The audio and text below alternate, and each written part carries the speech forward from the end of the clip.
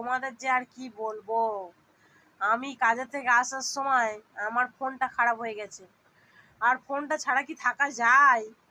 তাই আমি এক্ষুনি ফোনটা সারিয়ে আনলাম। ফোনটার অবস্থা একদম বেহাল, পুরো গার্ডার আটকানো আছে। আর আরেকজন এসছে, ও এসে বলছে আমার ফোনটা একটু দাও না, আমি লিখবো। আমি ফোনটা এক্ষুনি সারিয়ে এনেছি, পুরো ব্যান্ডেজ হয়ে আছে। তাই জন্য বলেছি হবে না। আর যেন মুখ নিচু করে শুয়ে আছে।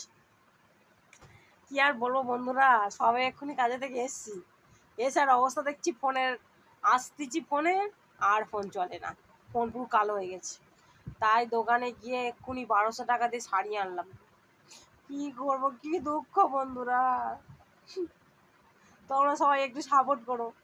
আমার ফোনটা খারাপ হয়ে গেছিল, আর এইটা এসে বলতে চাই বারবার আমি একটু লিখবো, আমি একটু লিখবো। দেখ তুই থাম তো, আমার ফোনে চার্জ নেই।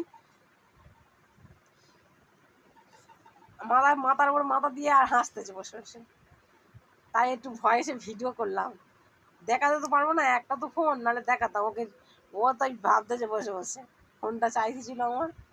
আমি বলছি ফোনে এখন গার্ডার আটকানো আছে, ফোনে কাজ করা যাচ্ছে না, যা হোক করে সেই গার্ডারের মাঝখান থেকে কথা বলছি আমি। টাটা, বাই বাই, শুভরাত্রি, সবাই সবাই ভালো থেকো।